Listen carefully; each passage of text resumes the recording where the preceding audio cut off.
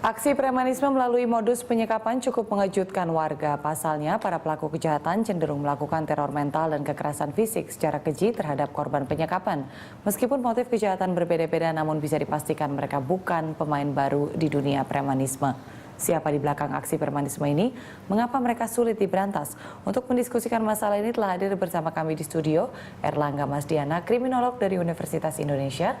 Dan di ujung telepon kita sudah tersambung dengan Kasat Reskrim Polres Jakarta Barat, AKBP Hengki Haryadi. Pak Erlangga, saya akan menyapa Pak Hengki terlebih dahulu. Selamat pagi Pak Hengki. Pak Hengki dengan Amanda dan ada Pak Erlangga juga di studio. Pak Hengki, saya ingin menanyakan ada informasi atau perkembangan terbaru apa dari penyekapan yang cukup mengejutkan ini yang ada di dua lokasi, Kebonjeruk dan Taman Sari, Pak Hengki.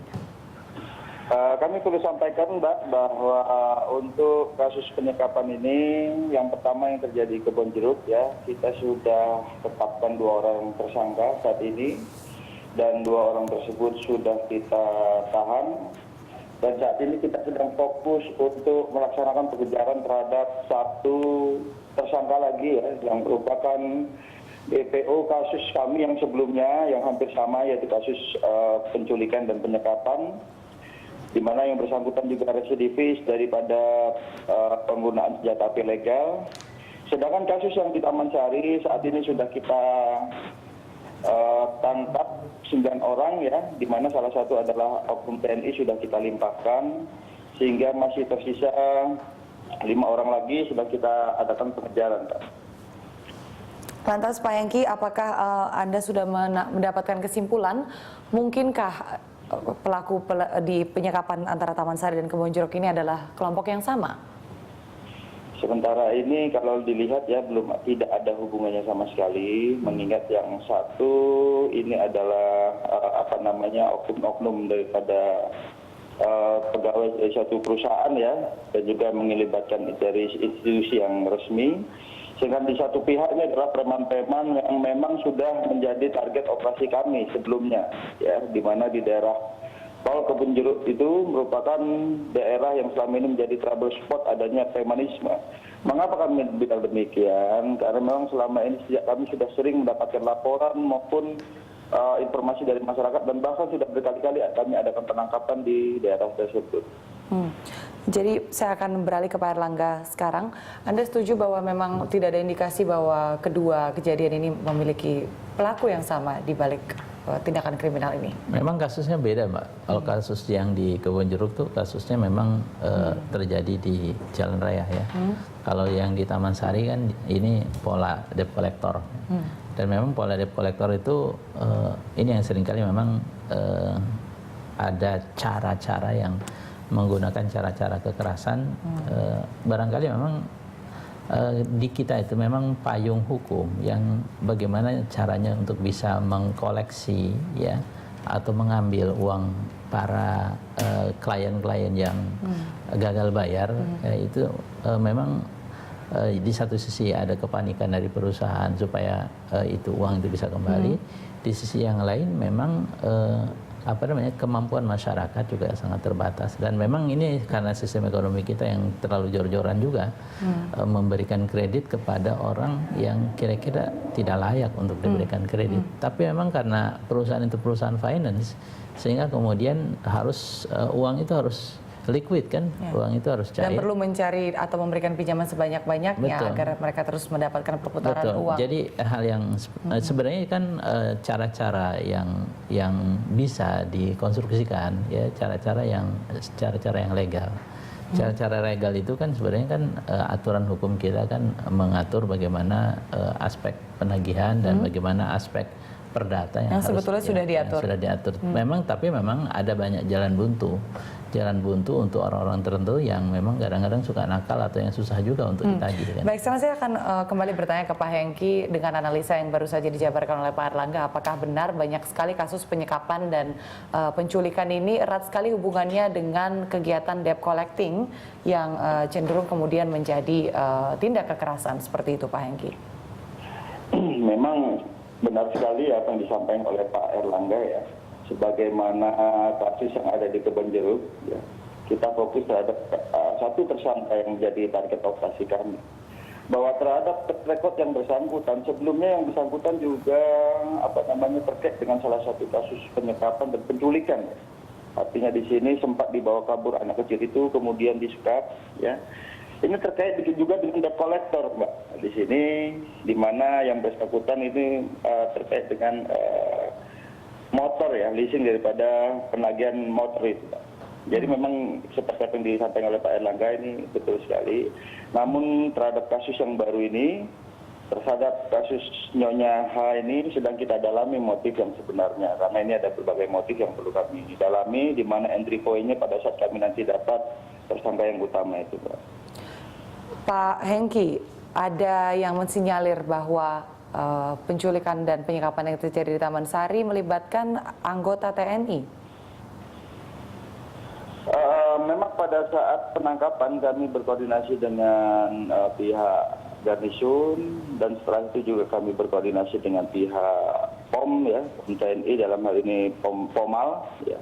Memang sementara ini ada indikasi di mana salah satu tersangka sudah kita limpahkan kepada pihak POM, ya.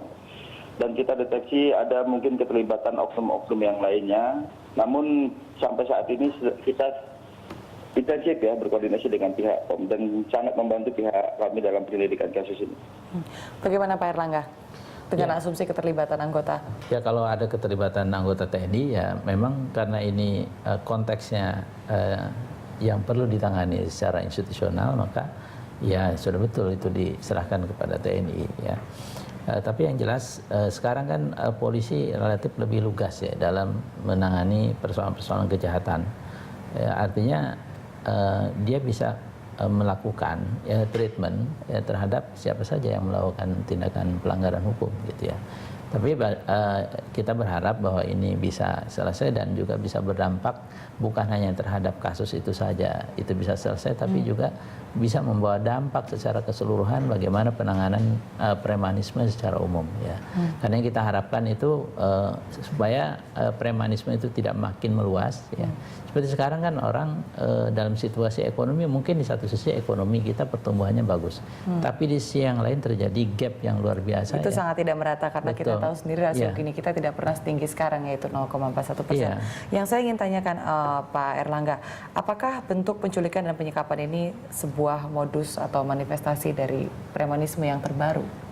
Ya, sebenarnya sih enggak, ya. Di masa lalu, ya, di masa Orde Baru juga, ya, debt collecting bahkan sampai kalau dulu mungkin debt collector itu tindakannya lebih radikal lagi, lebih justru sadis, lebih ya. Kalau sekarang relatif lebih pengaturannya lebih bagus, dan juga mereka juga diajarkan atau mereka juga belajar tentang aspek hukum bagaimana mereka collecting, ya, collecting terhadap para debitur yang gagal bayar atau kredit Ya. macet. Jadi ini adalah memang debt collector yang tidak mengetahui atau memang dengan sengaja menggunakan tindak kekerasan? Memang menurut saya sih bukan hanya soal premanisme saja, tapi juga masyarakat juga harus dibantu. Terutama orang yang memang sulit untuk bisa membayar dan dia tidak punya apa-apa lagi, ya. Nah, itu intervensi pemerintah. Berarti kreditur juga membiarkan sebetulnya bahwa debt collecting ini dilakukan dengan teknik-teknik seperti ini? Ya, kreditur memang menghendaki, ya, supaya uang itu bisa cepat kembali, tapi sebenarnya pemerintah itu harus punya tanggung jawab juga bagaimana bisa membantu. Makanya harus ada dana sosial yang bisa membantu mereka yang memang gagal bayar tadi. Baik, Pak Hengki dan juga Pak Erlangga, kita akan jeda sejenak, dilanjutkan usai jeda pariwara berikut. Kembali di dialog pemirsa, saya akan kembali menyapa Pak Hengki. Pak Hengki, ini juga ada pendapat yang beredar bahwa ada keterlibatan dari Hercules. Dan memang anak buah Hercules lah yang sebetulnya terlibat dan menjadi pelaku penculikan dan penyekapan ini. Bagaimana komentar Anda? Sementara ini kita sedang pendalaman, Mbak, ya. Namun sampai sekarang belum ada indikasi ke arah sana. Memang premanisme ini salah satunya adalah kelompok kejahatan yang berdasarkan ikatan primordial kejahatan tertentu, ya. Mungkin asal daerah memang sama, Mbak. Namun hubungan antara yang bersangkutan dengan pelaku ini sampai sekarang ini belum kita temukan. Pak Hengki, apakah Anda dan tim investigasi Anda sudah memiliki sedikit gambaran siapa yang kira-kira menjadi dalang di balik penculikan dan penyekapan ini? Ya, seperti yang kami sampaikan tadi, ya kita pemeriksaannya ini adalah sifatnya adalah bersinambungan, Mbak, ya. Nanti kita lihat entry point ataupun membuka tabir ini, siapa yang di belakangnya, motifnya, dan lain sebagainya. Nanti kita lihat daripada tersangka utama yang sedang kami kejar saat ini, yang juga merupakan residivis dan DPO kami itu, berdasarkan rekod ini memang sepertinya yang bersangkutan ini memiliki sindikat yang lebih besar lagi. Tapi tidak ada indikasi bahwa walaupun ada kesamaan daerah asal dan bisa dikatakan top leadernya sudah berada di dalam, mungkinkah ada terjadi sedikit perpindahan dalam struktur kepemimpinan dari yang kelompok kriminal yang sama seperti itu, Pak Hengki? Masih kami dalam analisa, Mbak, ya. Analisa kami masih belum ada menemukan itu. Jadi kami sekali lagi kita lihat nanti tersangka utamanya ini setelah kita tangkap nanti mudah-mudahan bisa membuka tabir ini semua. Apakah menyangkut sindikat yang lebih besar lagi, demikian. Oke, Pak Erlangga, bagaimana analisa Anda? Apakah mungkin kita berandai atau berspekulasi bahwa apabila memang top leadernya sudah tertangkap, mungkin ada terjadi struktur kepemimpinan yang berpindah dalam sebuah organisasi kriminal sehingga tetap ada anak buahnya yang tetap berjalan dan melakukan tindak kriminal ini? Ya tergantung visi dari organisasi atau kelompok itu. Kalau saya lihat, kalau Hercules itu kan dia mungkin dalam waktu belakangan ini mungkin sudah beda ya pola kerjanya dibandingkan dengan dulu. Jadi kalau dulu mungkin cara-cara dia lebih agresif ya, lebih progresif. Kalau sekarang relatif lebih polite ya. Tapi ya kan kita belum tahu, mungkin pada diri kepemimpinan dia sudah terjadi perubahan, tapi kepada anak buahnya kan masih berbeda-beda kan gitu ya. Nah sekarang solidaritas kelompok atau soliditas kelompok itu apakah masih terbangun apa tidak kalau orang itu sudah ada di dalam lembaga pemasyarakatan atau LP ya. Saya lihat kalau premanisme itu ada kecenderungan itu pengelompokan atau in group out groupnya cukup kuat. Jadi karena gini, premanisme ada yang berdasarkan pada primordialisme, premanisme karena ada komunalisme, premanisme karena ada spasialisme ya. Jadi itu berbeda-beda. Jadi misalnya kalau spasial di daerah kampung ya, atau pasar ya, itu pada orang kampung pasar. Ada yang komunalisme misalnya daerah tempat-tempat yang ramai yang memang di situ tumbuh dengan sendirinya. Ada yang karena primordialisme karena memang kesukuan segala macam orang direkrut dari daerah ya, dia nggak punya pekerjaan di daerah dan dia rekrut dan kemudian untuk menjaga atau mengerjakan semacam bodyguard atau guarding ya, di tempat-tempat tertentu atau pada personal atau kelompok-kelompok tertentu.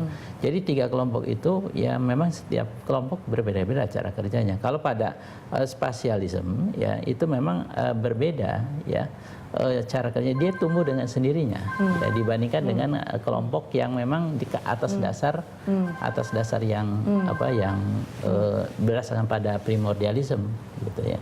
Jadi menurut saya memang harus kita pisahkan. Kalau untuk apakah dengan dimasukkannya Hercules dan John Kay masuk ya, itu kalau saya lihat Hercules memang lebih solid ya dibandingkan dengan John Kay, karena John Kay sekarang adiknya kan sudah ada. Kalau dulu ya adiknya itu sebagai jembatan ya antara anak buah dengan John Kay. Ya sekarang John Kay sendiri ya karena gini, kelompok Maluku sendiri bervariasi ya. Premanisme yang dari kelompok Maluku berbeda-beda atau dari wilayah Indonesia Timur Maluku beda. Jadi sebetulnya mungkin saja karena soliditas dari sebuah kumpulan orang yang dipimpin oleh Hercules ini, walaupun pemimpinnya sudah ditangkap dan sudah dibalik jeruji, tapi tetap aja soliditas anak buah yang berada di luar sana mengubah pola kriminal mereka dan menjadi tidak sama dengan pola yang pada ketika masih dipimpin secara langsung oleh Hercules. Ada juga yang memang mengatasnamakan karena atas nama orang tertentu yang sudah besar, lalu kemudian bisa memudahkan kerja mereka juga. Apakah ini sesuatu yang mungkin juga terjadi, Pak Hengki? Pengatasnamaan organisasi kriminal yang dipimpin Hercules? Bagaimana, Mbak? Pak Erlangga baru saja menjabarkan bahwa karena soliditas yang dimiliki oleh organisasi atau premanisme yang dipimpin oleh Hercules ini bisa saja walaupun pemimpinnya sudah dibalik jeruji namun tetap ada perubahan pola dalam bentuk-bentuk kriminal oleh anak buah yang masih berada di luar sana, atau bahkan mungkin juga ada pengatasnamaan oleh yang sebetulnya anggota kelompok kriminal lain untuk memudahkan mereka dalam melakukan tindak kriminal tersebut. Jadi begini Mbak, kita bergerak berdasarkan fakta hukum nantinya Mbak ya. Jadi keterangan sementara yang kami peroleh terhadap 2 orang tersangka yang kita tangkap dahulu ini, yang bersangkutan hanya bergerak atas dasar perintah 1 orang ini yang masih kita kejar saat ini. Oleh karenanya seperti kami sampaikan sebelumnya bahwa memang entry point daripada untuk mengungkap kasus ini termasuk untuk melihat apakah termasuk jaringan daripada suatu sindikat tertentu, kita harus tangkap dulu tersangka utama ini dan kemudian bisa menjawab semua tabir yang menjadi pertanyaan kita selama ini. Jadi ini sangat bergantung pada pencarian dan juga penangkapan 1 orang yang memang tersangka utama dan diharapkan bisa membuka tabir dari kedua penangkapan ini. Tapi Anda katakan tadi ini memang 2 ini yang berbeda ya Pak ya, tidak dengan modus dan pelaku yang sama seperti itu. Iya benar Pak. Baik Pak Hengki dan juga Pak Erlangga, kita masih ada 1 segmen lagi, kita akan jeda pariwara sejenak. Pemirsa tetap bersama kami. Ya pemirsa, kita telah sampai di segmen penghujung dialog kita pagi ini. Saya akan kembali bertanya ke Pak Hengki. Pak Hengki, apa saja yang sedang dilakukan selain tentunya mencoba untuk menangkap dan juga mengejar 1 tersangka utama yang menjadi hal yang sangat kunci dalam kasus ini? Apa selain itu yang dilakukan oleh tim pemburu preman Jakarta Barat dalam menjamin keamanan warga yang kita tahu sangat marak terjadi premanisme? Jadi begini Mbak ya, di Polres Jakarta Barat memang sebagai tim lapangan ataupun striking force sudah dibentuk tim pemburu preman ya, yang dibekali pemahaman hukum dan undang-undang ya, dan juga keterampilan menembak, bela diri dan kemampuan perorangan lainnya. Namun di sisi lain, halo? Iya, Pak Hengki, silakan. Ya. Namun di sisi lain, terhadap tim penyidik Satreskrim juga kita bekali pemahaman undang-undang yang khusus menangani kasus-kasus yang terkait dengan premanisme. Kita ketahui bahwa premanisme ini secara terminologi hukum ini tidak ada di dalam KUHP ya. Namun dalam Kamus Besar Bahasa Indonesia, preman ini adalah orang-orang yang jahat, yang sering menodong, memeras dan lain sebagainya. Di sini kami sesuai dengan prinsip choice of law ya, kami cari hukum-hukum ataupun pasal-pasal yang bisa memberikan efek jera kepada kelompok preman ini. Seperti halnya kemarin kita buat terobosan hukum ya, sebagaimana kita lihat bahwa Polres Jakarta Barat selama kita menangani kasus-kasus premanisme yang melibatkan kelompok preman sampai ratusan orang yang kita tangkap dan tahan dalam 1 kali 24 jam kita bisa tahan sampai ratusan orang. Kemudian terhadap tokoh-tokoh preman ya, jadi jangan dianggap enteng selama ini yang mungkin merasa hanya bisa dihukum bulanan, kita tangkap lagi seperti halnya Hercules. Vonis 4 bulan kita tangkap dan kita masukkan dalam pasal money laundering ya, dengan harapan bisa memberikan efek jera kepada yang bersangkutan. Di sini kami perlu sampaikan pada pemirsa bahwa pada prinsipnya kami menggunakan teori deterrence ya, efek jera, baik secara spesialis buat pelaku kejahatan maupun generalis terhadap masyarakat secara luas, agar jangan coba-coba meniru aksi-aksi premanisme yang sebagaimana telah dilakukan baik oleh kelompok kejahatan yang berdasarkan primordialisme tadi, apakah perorangan maupun kelompok-kelompok preman yang menggunakan atribusi ormas. Baik, artinya Pak di sini Hengki, kami memberikan efek jera represif untuk preventif, Pak. Pak Hengki, apakah ada satu hotline atau nomor telepon atau tempat pengaduan yang bisa dihubungi oleh warga apabila mereka melihat atau menjadi saksi atau mengalami salah satu aksi-aksi premanisme seperti yang Anda sebutkan barusan? Ya memang Di setiap polsek kan sudah ada hotline-nya, Mbak ya. Bisa dihubungi. Untuk bisa langsung berhubungan dengan tim Anda yang memang sudah dibekali dengan keterampilan khusus untuk menangani hal ini seperti Anda jelaskan tadi? Iya, ada Mbak. Itu di setiap polsek ada. Dan nanti seperti yang terjadi seperti di Kebun Jeruk kemarin ya. Itu dari Babin Kaptipmas, polsek langsung lapor ke kita dan kita tidak lanjuti secara cepat. Baik, sekarang saya akan beralih ke Pak Erlangga. Pak, sebenarnya apa yang membuat wilayah Jakarta Barat ini sangat tinggi tendensinya akan marak terjadinya premanisme? Jakarta Barat dan Jakarta Timur ya, itu memang dia Barat itu dari daerah yang tradisional, dari arah barat, dari Sumatera dan dari Banten. Dan Banten juga kan punya karakter sendiri ya. Premanisme juga marak juga di sana. Jadi masuk ke wilayah barat ya. Lalu kemudian dari wilayah timur ya itu juga banyak. Makanya di Jakarta Timur juga cukup marak premanisme. Antara timur dan barat itu cukup kuat ya. Makanya untuk daerah ini memang perhatian untuk premanisme harus terus diperhatikan. Karena mereka jalan masuk menuju ibu kota. Iya, jadi itu yang harus betul-betul premanisme agar jangan sampai kemudian marak dan orang takut. Apakah ada hubungannya juga dengan bisnis-bisnis yang memang menjamur dan terlokalisir di daerah-daerah itu seperti tempat-tempat hiburan atau seperti Anda katakan lagi, katakan tadi memang perusahaan peminjaman uang? Barat itu kan tempat hiburannya banyak dan daerah-daerah tanah kosong juga banyak ya, daerah-daerah kosong yang masih belum di bawah kekuasaan ya oleh pihak oleh orang tertentu dan juga oleh pemerintah. Dan itu dijadikan menjadi tempat berlokasi. Jadi mereka bisa meraih keuntungan dari situ dan juga tempat penumpukan orang orang mau masuk ke pusat atau mau masuk ke wilayah dalam Jakarta itu ya memang di wilayah Kebun Jeruk itu.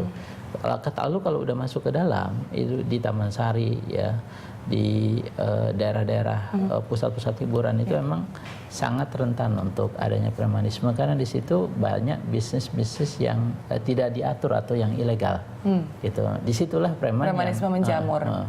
Dan menjadi salah satu sumber pemasukan utama mereka. Betul, di samping itu juga finance, lembaga-lembaga finance juga ke depan kalau memang pola kerjanya hampir seperti yang ada sekarang ini sangat rentan juga dengan cara-cara kekerasan atau bentuk lain adalah premanisme. Karena kita ketahui memang perusahaan keuangan ini terpisah dengan perusahaan jasa debt collecting yang mereka sewa untuk menagih dari debitur seperti itu. Ketika mau penagihan itu bagian dari perusahaan. Jadi supaya mereka juga bisa mengontrol dan memastikan bahwa penagihan dilakukan dengan benar. Kalau sekarang kan lebih ke arah outsourcing ya. Menurut saya ini yang rawan untuk terjadinya tindakan kekerasan. Baik, tentunya kita harapkan semua ini bisa diselesaikan dengan cepat dan premanisme bisa cepat berkurang. Dan terima kasih Pak Erlangga sudah berbagi informasi dengan Jurnal Pagi ini dan juga terima kasih Pak Hengki telah berbagi informasi bersama Dialog Bersatu pagi ini. Dan pemirsa, kami akan kembali sesaat lagi usai jeda berikut dengan berbagai informasi lanjutan.